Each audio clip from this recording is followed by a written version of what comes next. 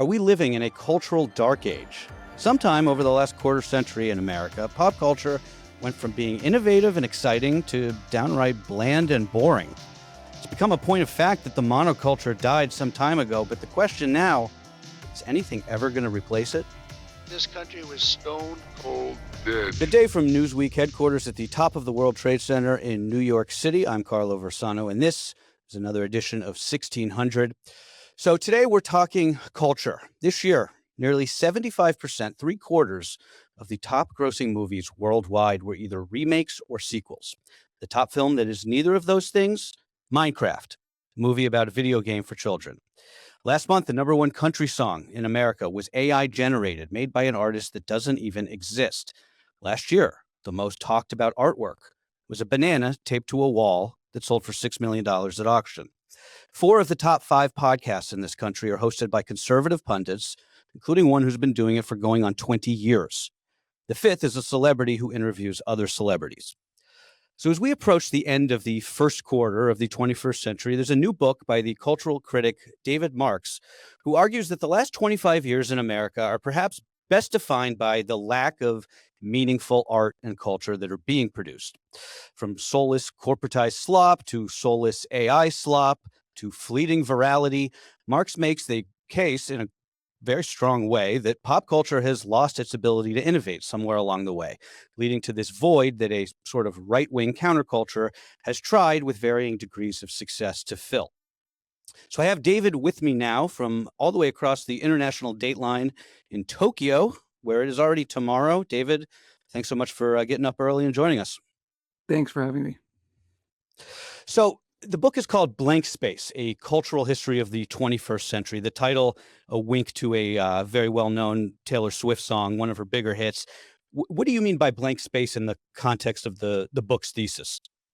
So I started with the idea of just doing a cultural history of the 21st century the way that people used to write books about the 50s or 60s or 70s. And in trying to define these 25 years, I think one of the things that people started noticing in the middle was that there were not the kind of cultural changes, the epoch-making cultural changes that people used to look back on. And the 20th century is a way of marking time and understanding how aesthetics and things are changing. And so This idea of a blank space was that feeling of being in a blur where nothing really feels like it's moving forward.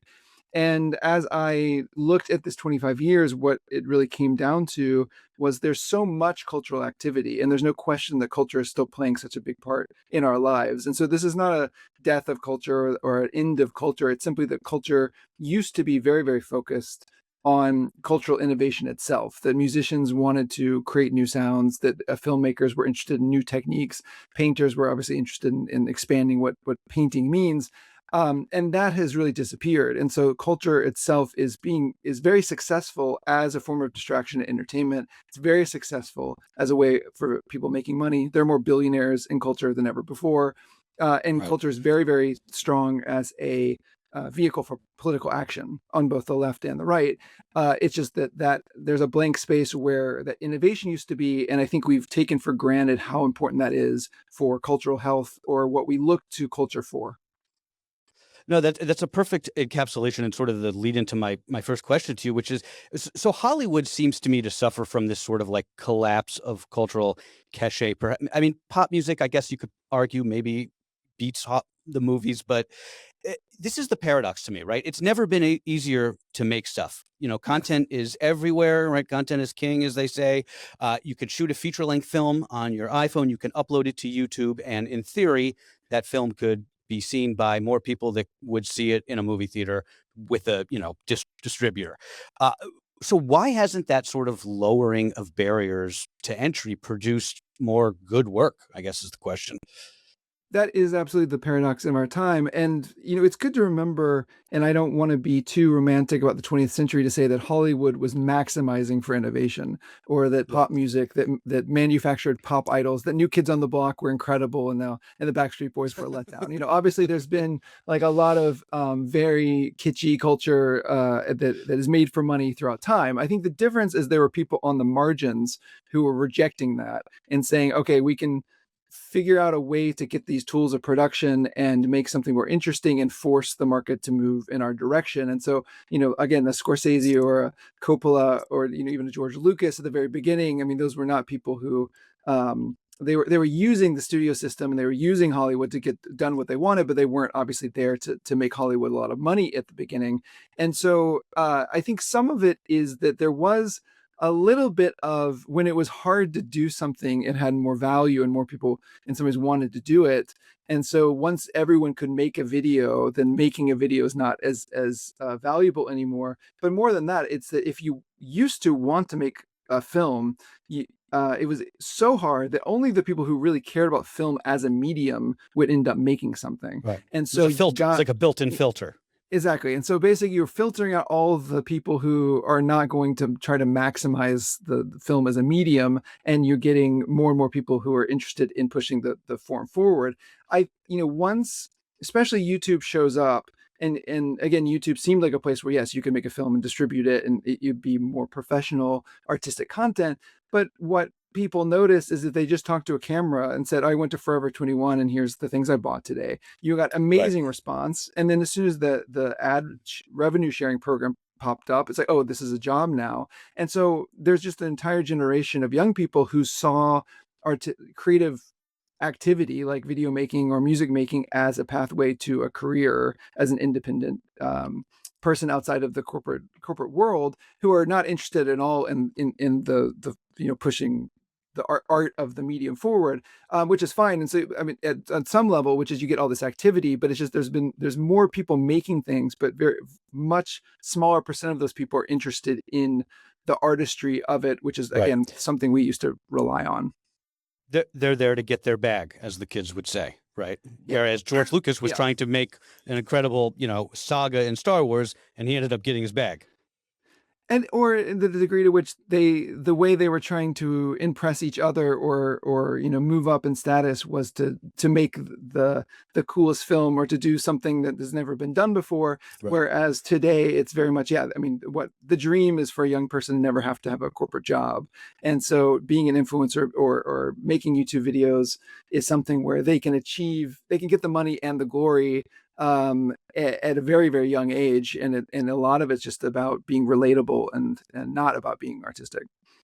I remember there was a survey a couple of years ago that asked a bunch of, I guess they would be Gen Zers, a bunch of teenagers, and preteens, what they wanted to be, like what was the top, career path that they wanted to be. And it was influencer by a wide margin, which is to me was like so depressing, because when we were growing up, at least it was like astronaut or something. Right. But I don't want to turn this into like a the kids these days. But at one point in the book you write, you have this great quote that I wrote down: with creators no longer required to pursue artistic excellence, culture became a lowest common denominator battle for attention. End quote. This to me is the crux of it, right? We have supplanted cultural innovation, as you say, with this economic model that rewards attention, it awards virality, and at the same time, the influence of our institutions has completely collapsed. So my question is, if you asked a working artist today, whether it's a screenwriter, a painter, whatever, do they value more a critical acclaim, right? Would it be better for them and for their work to get a rave review in the New York Times or a mega viral TikTok? What do you think they'd say? I mean, I'm sure it depends. But I think what they would say is that they would love to get the critical review. It's just that, so many artists who have the purest intentions, who are making the great, interesting art, maybe they get the review and it doesn't go anywhere from there. It is not fulfilling the way it used to be. And so, the way to think about this is an ecosystem problem, which is, you could still have the creators trying to be creative, and you could still have the mass market maybe not interested in what they're doing, but it's that part in between, which is there used to be critics who would go out of their way to overpraise the innovation on the margins and bring it into the system. And now it's like, if we have a kind of criticism that says, well, our job is really to think about this as sports. What are the major leagues of culture? Let's cover Taylor Swift, because Taylor Swift, it doesn't matter if it's good or bad, it's people listen to her, and therefore we need to cover it very seriously. Then, even if they're trying to do things where they look at innovation on the margins, their attention and their space is being crowded out as well by the big artists. And so I think what to answer your question, I still believe in the pure intentions of a lot of creators. I mean, I think that there are creators who Sure. go into the system now who are not interested in innovation because that's not the models they're following. That's not the people that they looked up to and said, wow, I want to do that. We're not, Scorsese or Joan Didion or something. They were, influencers on the internet. But at the same time, what are the rewards if you're being a really creative person and pursuing innovation, and it's a small audience, and you're not getting paid well, and you're not getting that much critical attention? Then what are you getting? I mean, and the other problem with this compared to in the previous century is everything is quantified now. And so it used to be that you could have a cool indie film that the right people knew, but it wasn't quantified of, oh, only 10,000 people have seen this. It was just a vague sense of the right people have seen this, and that's what's good about it.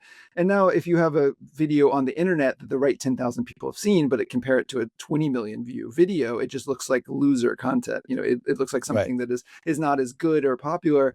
And the other thing that indie culture had going for it in the 90s, in a sense, was this myth that if only distribution was better, more people would like this or enjoy it. It's just because it's, because they have trouble getting it to people. That's why it's not popular. But now there's no more excuse. I mean, anything you do could be seen by almost 2 billion people instantly online. So if it's not popular, we just assume, well, the internet's given it a chance and it's not very good. Right. This goes into the algorithms thing we're going to talk about in a second. I want to talk about one of the points you make. So it seems to me like, I don't know if we agree on this or not, you tell me, but the most interesting sort of subcultures or countercultures right now seem to be on the right. And I'm not saying that these subcultures are creating like a good work or necessarily even interesting work, but they at least seem to be like where the heat of things are. Like it's where people are pushing boundaries, whether it's, 4chan and those sort of like dark web message boards, or, the Dime Square movement here in Lower Manhattan, which just sort of fizzled out, but, was a big thing for a couple of years there during the pandemic. I guess you could argue sort of like the manosphere and, the podcast world that Joe Rogan kind of runs. How did the left or liberals sort of lose the cultural ground to the right wing? I mean, that to me is just remarkable. So that in some ways is inevitable because normie centrist liberalism won the 1990s. And so you have the 20th century in which artists and subcultures all get their cultural energy from being transgressive against polite society. And polite society was parochial and generally conservative. It wasn't conservative the way you would say conservative now. It wasn't, but it was, big business oriented and serious and sober. And so punk and the counterculture of the 60s, all of these things are rebelling against that and find this energy of saying polite society is suppressing us and we have to express ourselves. And that was exciting. And that transgressiveness really gets baked into consumer society. And then in the 90s, you get where alternative music and indie film become the main center of American culture. And then under Clinton, this kind of centrist liberalism becomes the dominant force. And so by the early 21st century, it's very clear that economic and cultural capital are really with knowledge workers who tend to be liberal. And so that from there, it flips everything where the transgressive act is to be politically incorrect. So the suppression now is happening in this kind of liberal norms of inclusivity and nicety. And so young people, as they want to be transgressive for transgression's sake, it's really difficult to do that from the left. It's much more easy to do that from the right. And so, it's not necessarily that this started with Gavin McInnes' advice, but he was an early kind of person who succeeded at this, which is that Vice magazine, in creating this dirtbag, hipster, hedonistic lifestyle in the early 21st century, was very apolitical movement, right? It was this beginning of kind of was now called indie sleaze, but that was a movement that was very apolitical. I mean, it's almost the drugs were all about not thinking at all, in a sense. It was just very self-destructive and hedonistic. And he started slipping in a lot of, playing footsie with ironic bigotry and ironic racism, and a little bit of pro-Nazi. things and kind of seeing how far he could push it, to the degree which then he was, writing articles for the American Conservative, trying to say that I'm going to convert young people to conservatism. That was seen as a big prank. But he, I think, very early identified that the transgressiveness was much easier and more impactful from the right. And then 4chan, I think those sites too were just people anonymously being terrible, and they just tended to realize that being racist or bigoted was a better way to do that than to be, Marxist or something, hard on the left. And so there's just something, I think, inherent when liberalism became the norms of polite society, then transgressiveness is just going to get easier on the right. Now, the difference, I think, in the 20th century is we look back at these subcultures and countercultures, and we say, wow, they were incredible because they led to all these things that ended up in consumer culture. There's no Apple computers without the counterculture, right? And so Right. it's very easy to see the positive influence of it. At the time, obviously, these groups, Teddy Boys or even hip hop or something, were seen as not good influences on society. It's just later they became good, but it's because the creative class and the people in the media always found something really admirable about what was going on in the margins and brought it into society. I think one of the issues now is that these right-wing subcultures are very hard to bring into consumer society, and so they've kind of stayed Right. subcultural. And with that, it just feels like it's not refreshing the system the way that the countercultures in the 20th century did. It's just so interesting to me because it's like these conservative influencers, you follow them on Twitter or X or whatever, and they're basically just like parroting the talking points of the ruling class of the president. It's fascinating to me because it's like we had this liberal cultural hegemony for so long. And now, like, as we were just talking about, Gen Z, it's cooler to be a conservative than a liberal, which is crazy to me, right? Growing up, the lamest thing you could be is a Republican, right? But Right. now, as you just mentioned, the left is sort of full of these sort of like preening moralists. The right is at least kind of like making funny memes, I guess. My question here, to the extent I have a question, is: aren't memes sort of where the cultural output, the cultural heat is now, like, for better or worse? Yeah, I mean, there's that there's the kind of meta meme that the left can't meme, right? That memeing Right. itself is somehow the right wing is It's an better art at it. form, I guess. Yeah. And so, yeah, I mean, look, this book was published in November 2025, and I had to put my pen down at some point so they could publish it, and it was about Right. April 2025. But the book ends with Trump being inaugurated, and a lot of people talking about resistance is cringe and it is cooler to be right wing, and I think that's a big difference between now and 2016. As 2016, the election of Trump in some ways made the professional class and consumer economy all double down on resistance and anti-Trump ism. And now there was much more ambiguity about that. Just, I think, because resistance did become old hat in a way. Right. But I would say there's a big difference between the beginning of this year and the end of this year, which is that I don't know if I would say it's as clear anymore that being right wing is cool. And exactly what you said, which is that once the right took political power again, well, it's really hard to make the argument that we're fighting the Right. system.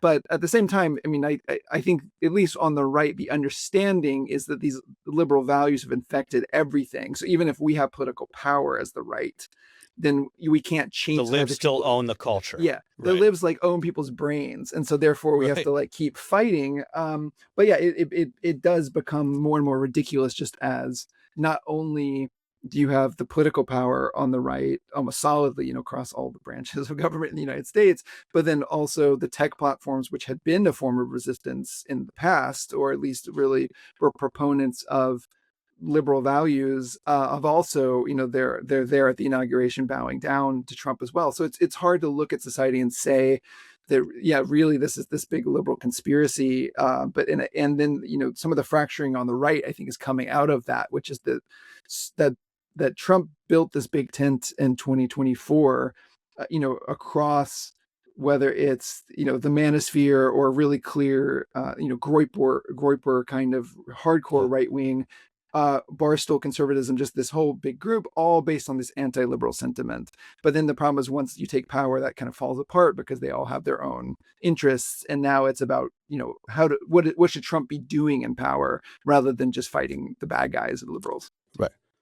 And you're seeing, in polling now, you're seeing all of not all of them, but a big chunk of these young people who probably weren't necessarily Republicans who swung towards Trump last year are breaking with him, probably for some of the points that you mentioned, which is like, it's not cool to be like a cheerleader for the president, also plenty of other reasons for, because of Trump, of who he is. But I want to stick with something you said about the tech platforms. How much of the problem that you have sort of astutely diagnosed in this book is just that we have let these algorithms run, wash over us and just run our lives, right? The tech platforms killed off boredom, right? All of our consumption of art and culture now is just, the infinite doom scroll, art, politics, satire, comedy. It's all condensed into just the same feed. But boredom, to me, boredom is what births creativity. Like all of my most creative moments happen, when I'm either walking down the street, not listening to my AirPods, or, just kind of thinking, right? It's like we've given up on thinking. Yeah. I agree. I think that the algorithms have not helped. And, Kyle Chayka's got this great book, Filter World, that it's specifically what an algorithm does to your taste, compared to the past. The thing that was really useful about doing this book to be 2001 to 2025 is that the algorithms, let's say, really dominate our cultural experiences from the middle of the 2010s forward, or maybe, slightly earlier, but especially with TikTok, purely algorithm driven platform that is much later in time. Yeah. I think that a lot of these problems started before you can blame the algorithms, and you can only see that once you go back and look at it. And so the algorithms and the tech platforms have, in the fact that they were no longer a sideshow to culture, but the center of culture, certainly exacerbated these trends.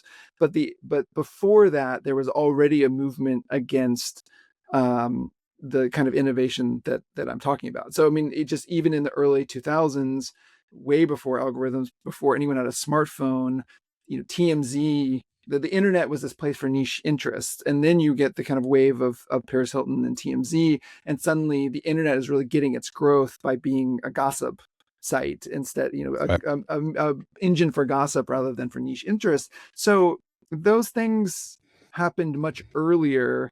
But it does seem like algorithms have made it worse. And I think people are now really trying to figure out how to move away from it. And I keep hearing people say things like, I can't wait till I'm rich enough not to have a smartphone.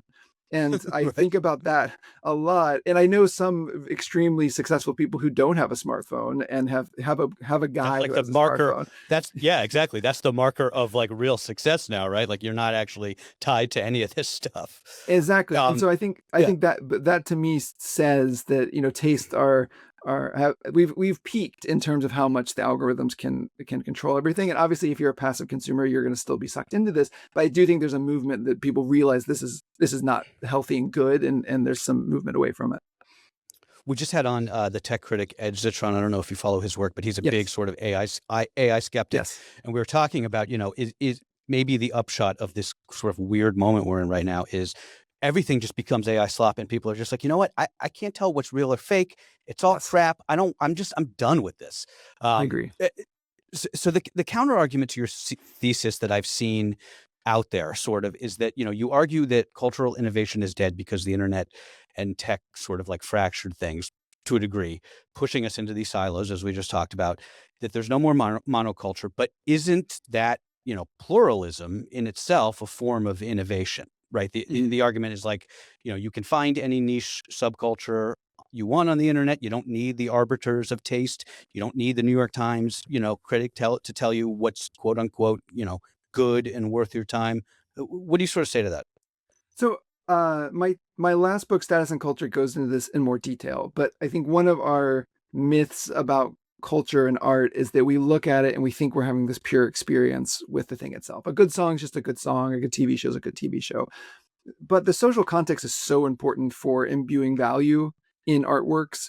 And so much of loving some new band or some new film is just the groundswell of knowing that people with the same taste have also seen the same thing and like it. And it's a unconscious process. So it's not necessarily that we're all waiting for other people to say it's good before we think it's good.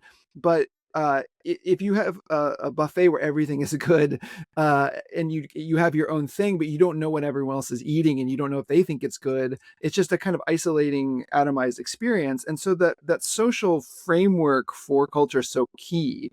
And so if you have this big pluralistic, what I call the omnivore monoculture, that's like everything's in it. You can listen to country, you can listen to rap, you can listen to techno, you listen to rock, whatever it is. But you don't know if anyone else is listening to the same things or Right. liking the same things. Then it all just feels a little like a blur. And I think that's been the issue, that we live in a time in which there's no narrative of this was in and then this was in and this was in, or there's fewer of those markers.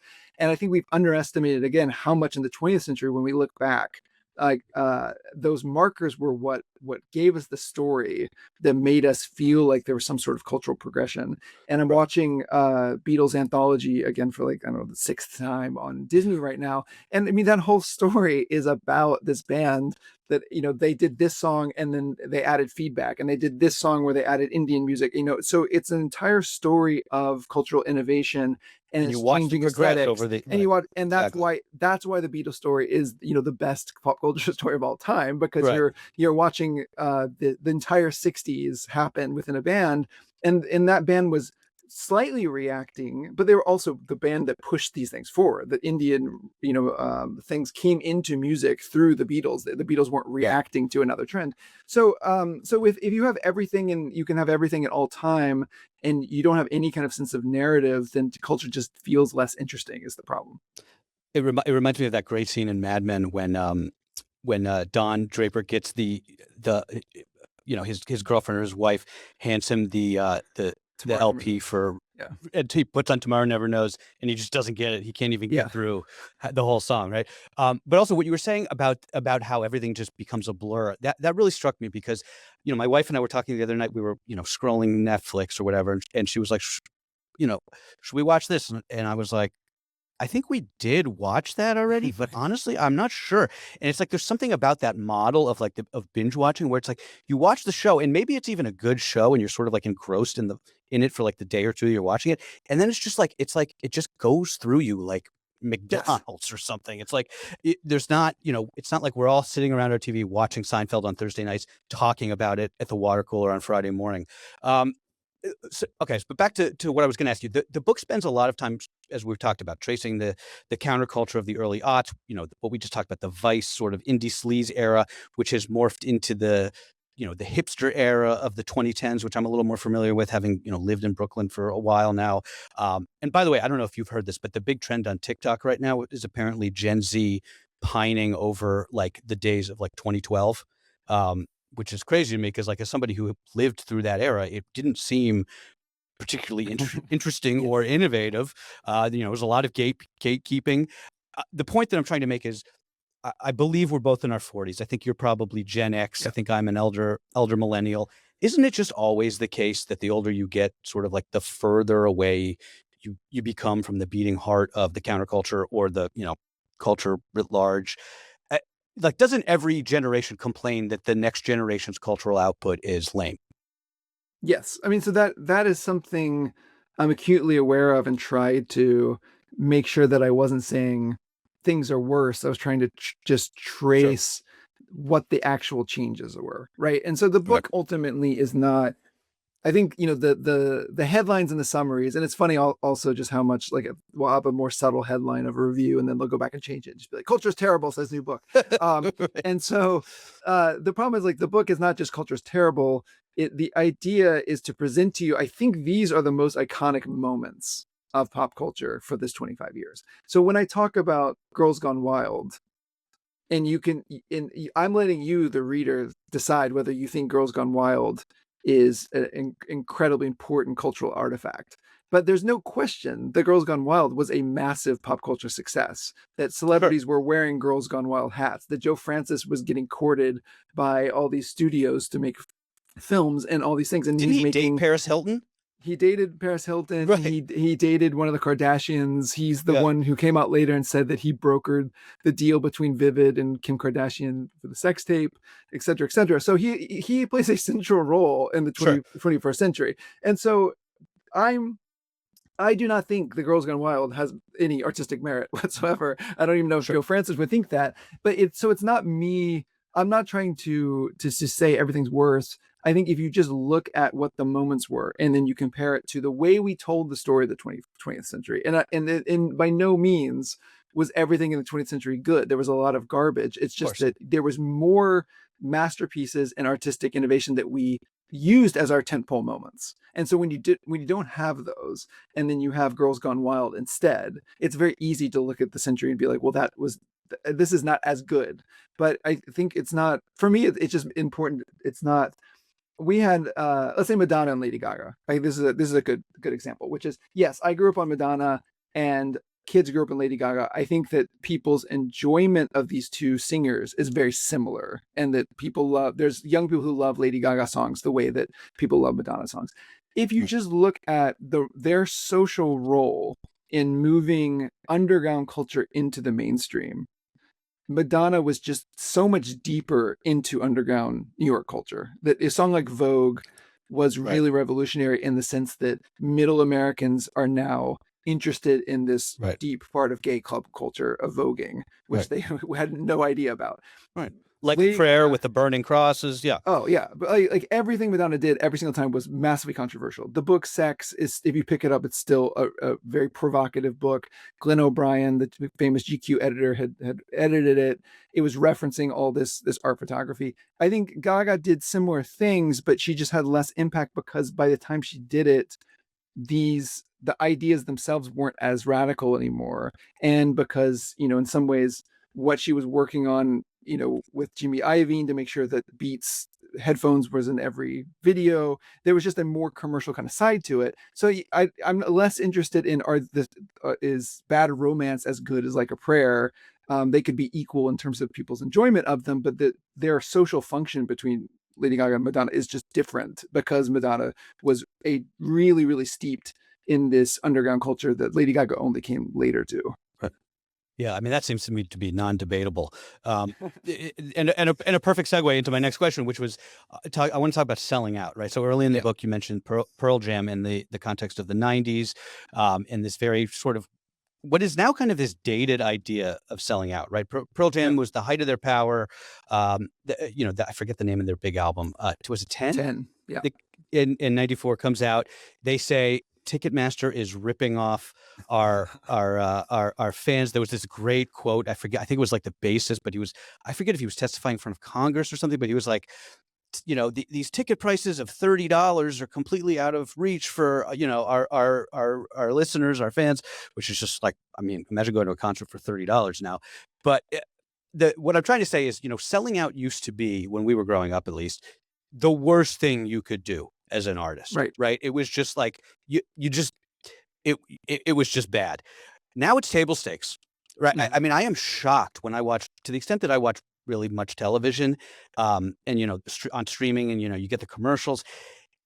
I am always shocked at how many A-list celebrities, particularly actors, are in just commercials for like the dumbest shit you can imagine, right? John Hamm is out there shilling for MGM Grand for some sort of like betting app. Kevin Bacon and Jeff Bridges, like two of our great actors, were in T-Mobile commercials. I just back then, like, I feel like it used to, the trope used to be like, if you're John Travolta or Tom Cruise, you need to go to Japan where you live, and do like a Sanka commercial, and no one in America will ever see it if you need to, make an extra buck. My brother and I always joke that, if Kurt Cobain were still alive, he'd probably be selling reverse mortgages on, in commercial breaks on Fox News. What happened there?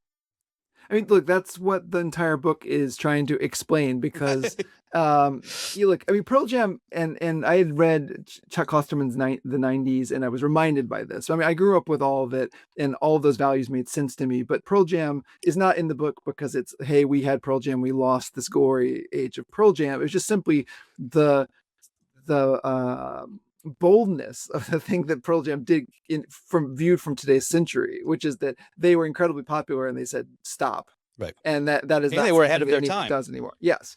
Exactly. And right. then not only did they say stop, then they came out with their second album, which had no music videos to promote it, because that was even too far, having a video on MTV. And it broke records for the most records sold in a week, because their fans were like, yes, of course, like we support you not selling out and fighting Ticketmaster, etc. So we just live in a different era in which the values have changed, and it came from lots of different directions. But there just did seem to be, even among critics and among people who love culture, who were the people who were enforcing the not selling out, I think in the 90s, there was some loosening of it. And some of it also came from this feeling that pop music was being maligned as not serious, and that, only rock music can be serious. So we need to stop that bias and really focus on Christina Aguilera can be as transgressive as Kurt Cobain, right? That, like, this idea. And Right. so, but once you get there, then you will, like, Christina Aguilera was not some like indie sensation who, toured the country and moved up. It's like all of these artists are manufactured pop stars with Right. big budgets behind them. They're doing it for the money. The studios are doing it for the money. And it's all about this kind of manufactured pop artifice. In the case of Ashley Simpson, she's lip syncing, but hey, that's part of the pop experience, is lip syncing. Who are we to criticize this? And so it became aesthetically, before it became kind of the money, like the artists need the money and there's the moral side of it. It became aesthetically that money oriented pop culture was cool. And then you have Jay-Z on the other side, who is coming up from the streets, but is making a huge deal that, I'm dumbing down my lyrics in order to get bigger, because me making money, me not being poor, is a Right. revolutionary act, and you as a listener helping me become a billionaire in on this revolutionary act. And so the degree to which everybody is kind of positioning money making from some sort of moral high ground is this real difference. So I mean, the point I want to make with the book is that it's not greed. It's not just everybody got greedy. It's that they Sure. created this kind of ideological justification for why making money was a revolutionary or liberatory act for them. And then as a fan base, you should support it. And the number of critics who go out of their way, even still, to kind of justify it as an exciting part of pop culture. Isn't it great that they're doing these things? Or, Ice Spice just released the SpongeBob song, and it's getting a lot of play, and people are She making came up fun from of the it. drill scene, Yes, right? that's Like right. And then crazy.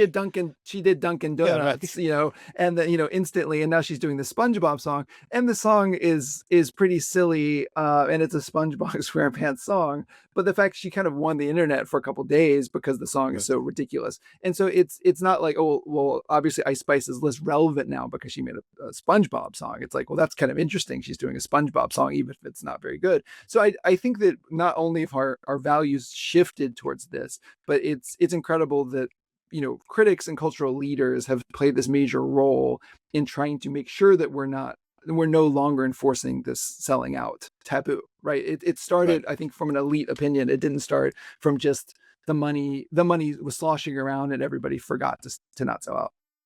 No, I think you're probably right on about that.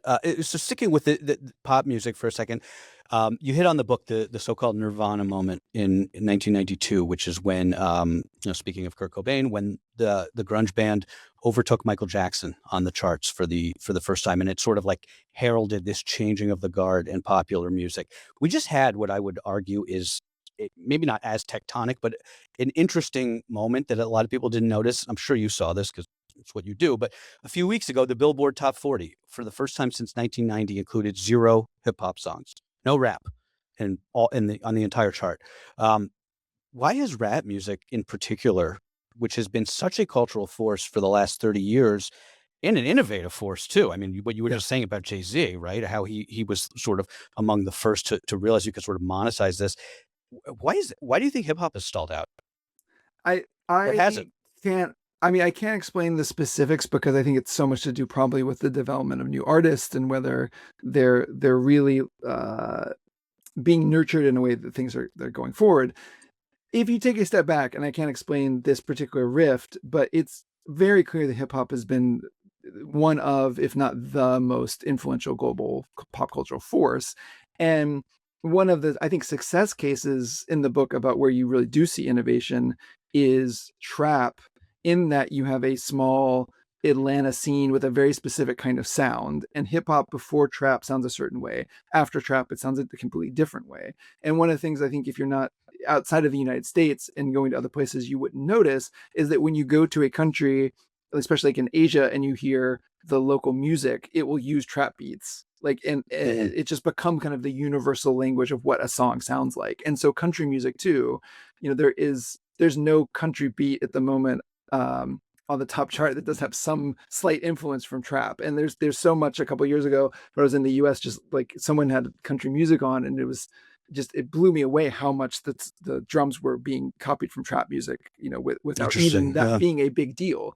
And so I think, hip hop, whether at this specific moment has the juice to get into the top 10. Also the question is, what does the top 10 mean anymore? Because it's obviously like a smaller market with smaller attention, and generally the pop charts are kind of capture the flag is a great way that someone's described that, where just a fan group kind of comes in and makes sure that their person is number one or number two. But there's no question that hip hop was one of the places where you saw that kind of innovation, because there was still a lot of creators who wanted new sounds, and it didn't have to be kind of high-minded in the sense of we're in a laboratory trying to figure out the new artistic movement, or it was just kind of doing things to impress other people that sounded cool. And that ended up creating a lot of new sounds that were quite potent for the century. David, before I let you go, I want to sort of end on a more optimistic note. Not that this hasn't been an optimistic and eye-opening conversation, but what can and you get to this in the book, but for those who haven't read it, what can be done to infuse this, a new sense of innovation and creativity into the popular culture? Like, how, is it a return to more in real life, real world experiences? Like, what can we do? So the two things that are really important to me to get across to everybody, and if people just understand these 2 points, it would mean a lot to me, which is, number one, you can intervene in culture at a much more effective level than any small group of people can intervene in the economy or technology, right? And so the story of culture is always people on the margins saying, we're not into what is going on, we're going to do something different, building a groundswell of support, excitement, and then having that influence the rest of the market. That is the story of culture, and that's what we love about it. And so we can change it. This is something that is up to us as human beings. We don't, changing our values is actually free. It doesn't cost any money, but we just have to make an intentional decision that we want to do that. And so the intentional decision that I'm trying to think through is that we need to regard cultural innovation and artistic invention as social goods, that these are things that we should aim for and support. And so at the moment, if it's kind of, the idea is, as long as it sells, it's good, as long as it's entertaining, it's good, then that's our only bar for pop culture. And as a critic, if you're listening to an Addison Rae album and saying what's so great about it is that she gets out of the way of the professionals, that she's just a small element in her own music, whatever the lowest possible bar you could have for an artist, you say maybe we should have a slightly higher bar of really looking at where invention is happening and support those artists, because we believe that is good for the entire ecosystem. So it's just there's a value shift that has to happen. And I think once we make that value shift, then our behaviors and actions change from there. And then there's, a wide variety of things we can do in terms of supporting those artists or coming together in small groups. But then the artists themselves, the temptation to sell out, to go big is so palpable and so clear. It's hard to tell an artist don't do that, but there is an incentive that if you and your friends go off and start a new movement on the fringes, and you stay away from